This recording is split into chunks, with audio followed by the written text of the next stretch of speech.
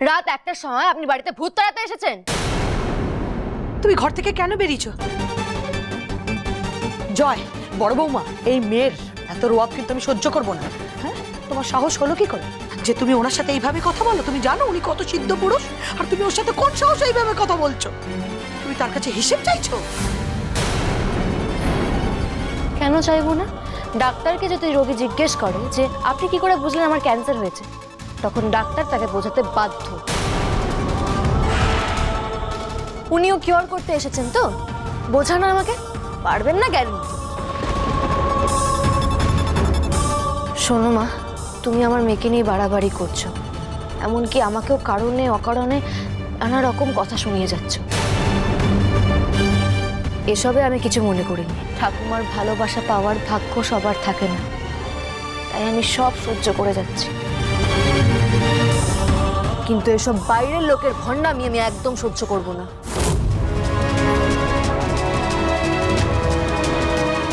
কি বলছো কি ছোট বৌমা তুমি? ভুল তো কিছু বলেনি রানী, ঠিকই তো বলেছে। উনি গুণে দেখা, আমরা তবে বিশ্বাস করব। আচ্ছা আচ্ছা আচ্ছা, ঠিক আছে ঠিক আছে মা, ওনাকে আজকে যেতে বলো, অন্য কোনো দিন হবে। প্লিজ মা, আজকে আর ভাল লাগছে না। হ্যাঁ হ্যাঁ, তোমরা সবাই ওকে সমর্থন করো। আমিও শুনবো না কারোর কথা, শুনবো না। মা, এই ব্যাপারে আমি তোমার কোনো কথা শুনবো না।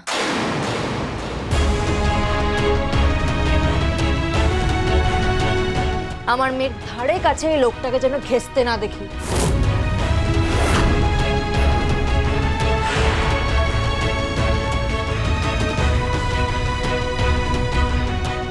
আর জোর করে কিছু করার চেষ্টা করলে কিন্তু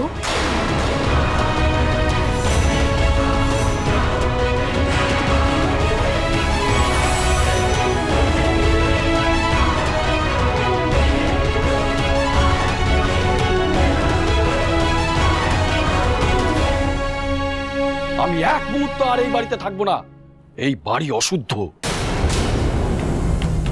বাবা বাবা, আমার কথাটা শুনুন বাবা। বাবা, আমার কথাটা শুনুন, একটিবার শুনুন। আর এক মুহূর্ত না। বাবা বাড়ি অশুদ্ধ। বাবা, বাবা চলে যাবেন না বাবা। বাবা বলে যান, বাবা চলে যাবেন না বাবা। বাবা চলে যাবেন না। হ্যাঁ, এখন তো সবার মুখে কুলু পেটে থাকবে, কেউ কিচ্ছুটি বলবে না। আরে জয়রি, তো তোরা কি ভাবছিস ছোট বৌমা যা করেছে ভালো করেছে ভাবছিস তো?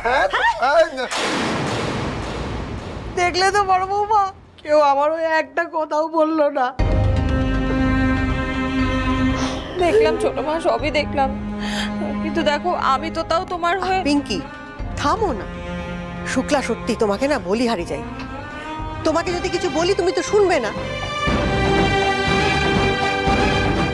তোমরা আর বুঝবে না, আমি সেকেলের মানুষ, আমি যাই করতে বলি সব কুসংস্কার। আর উনি তো বিজ্ঞানের ধ্বজা ধরে আছেন। কত বড় সহজ, মুখের উপর যা নয় তাই বলে গেল। তুমি শান্ত হও ছোট মা, এরকম করলে তোমার শরীরটা খারাপ হয়ে যাবে। শান্ত হও, অত করে বোঝালাম মেয়েটাকে।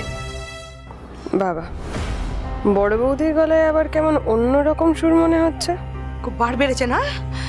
ওকে দেখাচ্ছি মজা। মা, ও আর ছোট মা হলো তো।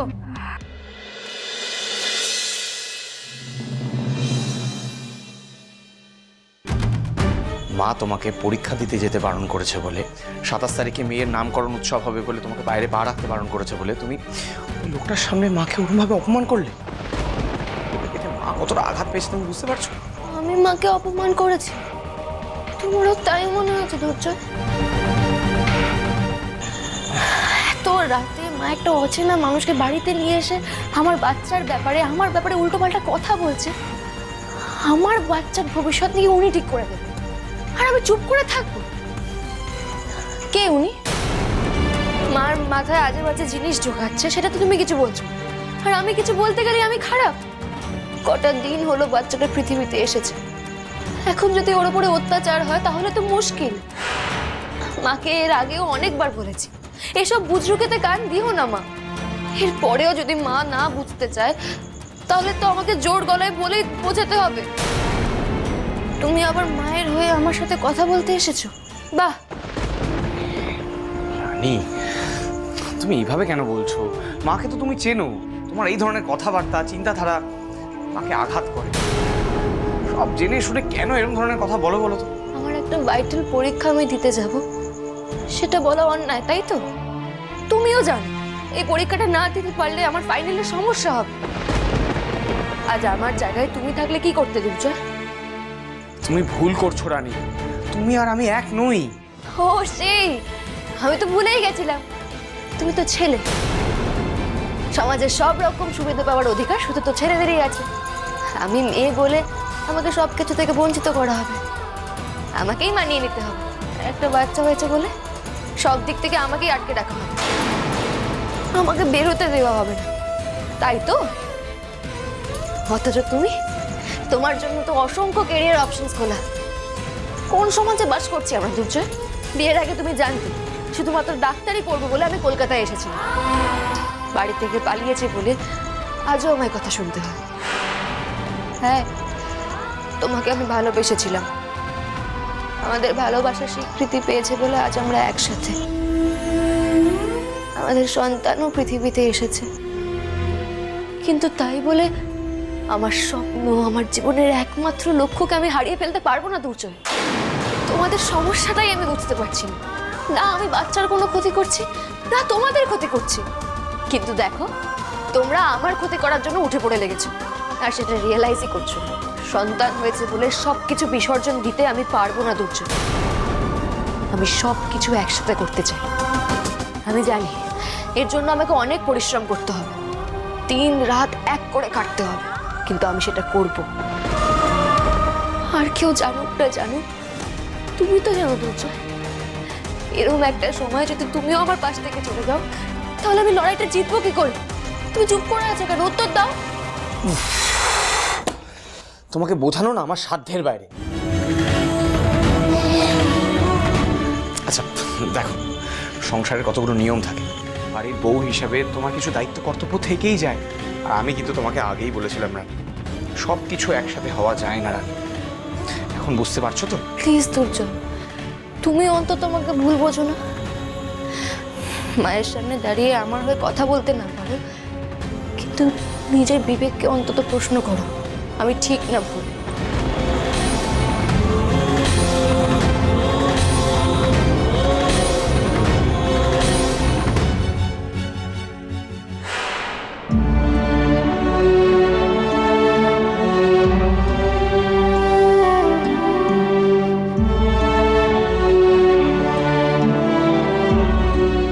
তুমি টেনশন করো না, আমি তো আছি। আমি মায়ের সাথে সব সমস্যা মিটিয়ে নেব। দেখো রানী, আমি একটু শান্তিতে বাঁচতে চাই। মেয়ে হয়ে যাওয়ার পরে আমি অনেকটা চেঞ্জ হয়ে গেছি, বিশ্বাস করো। আমি এখন তোমাকে নিয়ে, আমার মেয়েকে নিয়ে এবং পরিবারের প্রত্যেকটা মানুষকে নিয়ে একটু সুখে থাকতে চাই। আমার জন্য তুমি অসুখী হবে না দুর্জয়, কথা দিলাম। এর বাইরে আমার আর কিছু বলার নেই।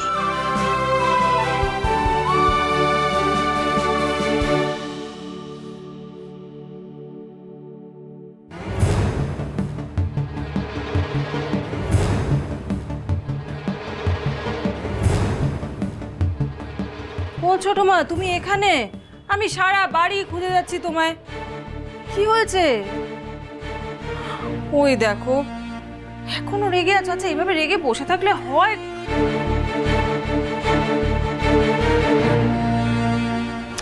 ও ছোট মা, এরকম রাগ করো না। দেখো তুমি একটু বোঝার চেষ্টা করো। তুমি আমি ভগবানে বিশ্বাস করি, জ্যোতিষে বিশ্বাস করি, গুণিন বাবাকে শ্রদ্ধা করি, তার মানে তো এই না যে রানীও সেটা করবে।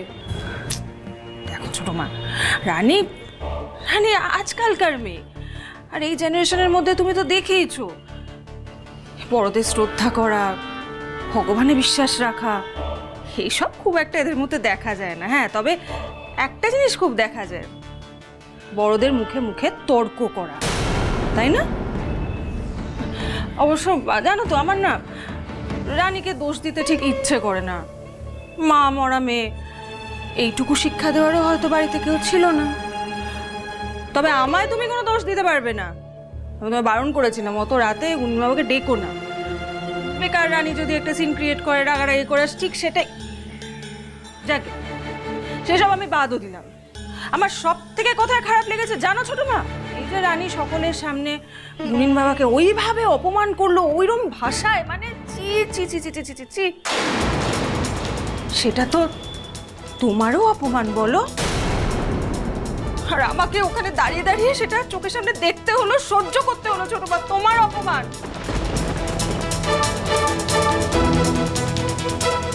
না না, আমি রাগ করবো না, আমি আমি আমি বঞ্চ না, রানীকে বোঝানোর চেষ্টা করব। তুমি আমার ওপর ছেড়ে দাও, আমি দেখছি কি করা যায়।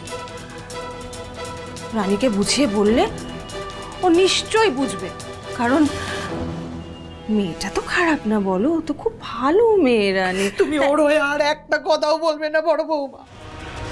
ওই মেয়ে কত বার আমি দেখতে চাই। ভালো হলে যেমন রাজরানী করে রাখতে পারি, আর আমাকে চটালে তার কপালে অসহ্য দুঃখ আছে। শুক্লা সেনগুপ্ত কি কি করতে পারে ওর ধারণা নেই।